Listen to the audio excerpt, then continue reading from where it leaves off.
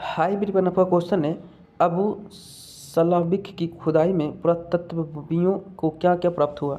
तो अबू सलाबिक एक छोटा कस्बा था। यह कस्बा 2500 ईसा पूर्व में लगभग 10 हेक्टेयर जमीन पर बसा हुआ था और इसकी आबादी 10,000 से कम थी। इसकी दीवारों की रूपरेखा की ऊपरी सतहों को सर्वप्रथम खरोंच कर निकाला गया।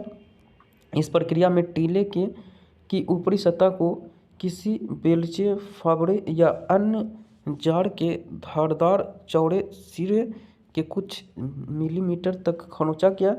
नीचे की मिट्टी तब भी कुछ नम पाई गई और पुरातत्वविदों ने भिन्न भिन्न रंगों, उनकी नावट और ईंटों की दीवारों की स्थिति तथा गड्ढों और अन्य विशेषताओं का पता लगाया।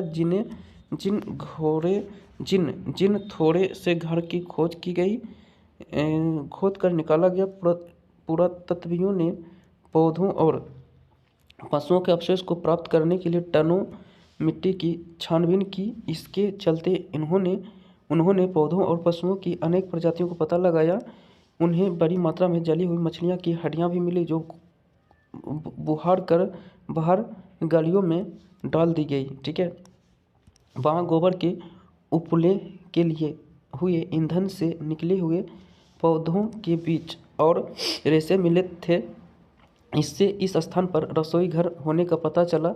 घरों में रहने के कमरे कौन से थे, यह जानने के संकेत बहुत कम मिले हैं।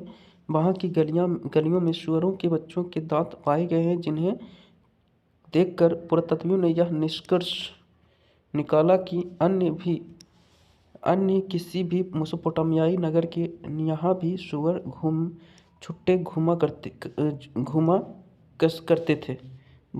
थे कर दीजिएगा। ठीक है, इस तरह यहाँ से आप पढ़ लीजिएगा यहाँ तक। ठीक है, और भी यहाँ से यहाँ तक आप खुद से पढ़ लीजिएगा। So thank you.